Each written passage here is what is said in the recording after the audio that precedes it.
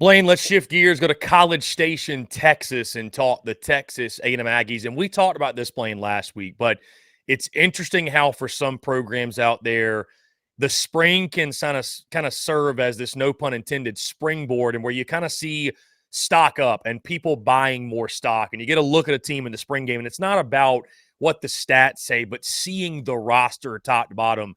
And I feel like Texas A&M is one of those. I'm really having to exert discipline because I'm like, I want to go into a year, Blayne, where I keep things conservative and Texas A&M overachieves. When's the last time we gave A&M the opportunity to overachieve? Because the expectations year in, year out are so sky high. But you look at this football team, you look at this roster, and I know there's question marks just like everybody else, but you look at this football team, it's far from an empty cupboard that Mike Elko has inherited. There's questions at wide receiver, although Noah Thomas looked fantastic with a pair of touchdown catches. We just mentioned a Purdue transfer. How about Nick Scorton at the defensive end spot? Fantastic player on that defensive front. Connor Wegman, who's still recovering from the injury, but did play. I think, as close to 100% as he's been in quite some time, certainly, but made some really nice throws. Even your backup quarterback was really good, Marcel Reed. You look at the secondary, guys they brought in. Shamar Stewart looked great. Scooby Williams, they were all over the field defensively.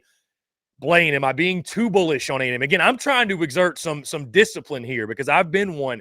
I've picked 9 wins, 10 wins, whatever it might be for A&M over the last couple of years. It's hard not to do that again this year. And I know we're talking here in April, but you can at least see on the field that this isn't a typical year one, what Mike Elko and company are gearing up for.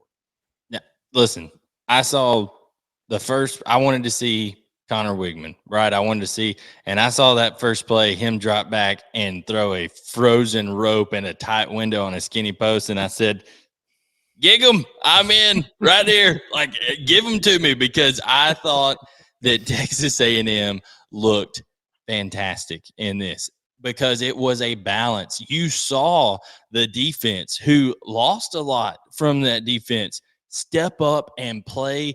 We've talked about it, Chris. Some of these, not all spring games are created equally. I think there is a hunger there in Texas A&M to just wash some of that stench off of them that's been the last couple of years, to really say, hey, this is a brand new start. This is what we're about. This is how we're going to play. And the way that you saw Texas A&M's defense with Scooby Williams, who I will tell you, I watched film and breakdown after breakdown and all that kind of stuff from Florida last year. Scooby Williams did not play with great effort at Florida. He did not. I'll just tell you, he didn't. He took bad angles in the run game, all that kind of stuff.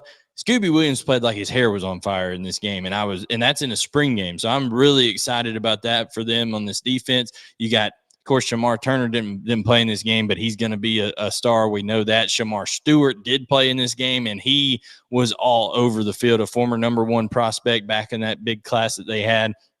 And the secondary coming up and laying the wood to folks. Dalton Brooks diagnosed a run early on in that game, went out and just absolutely planted a guy down on the perimeter. Bobby Taylor doing his thing. BJ Mays coming over from UAB and being physical. A lot of people think physicality means running up and knocking somebody out on a tackle.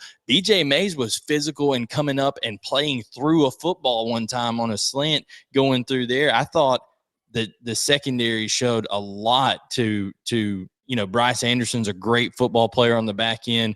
And we knew what Taron York was, right? As a sophomore, named a captain, a permanent captain right now, a sophomore, Taron York, after a great freshman year. We needed to look up and see, okay, who is going to be there at that linebacker position with him? Well, Scooby Williams answered that. Damian Sanford answered that. Damian Sanford rattled somebody's teeth early on in the game too. There was some popping going on here.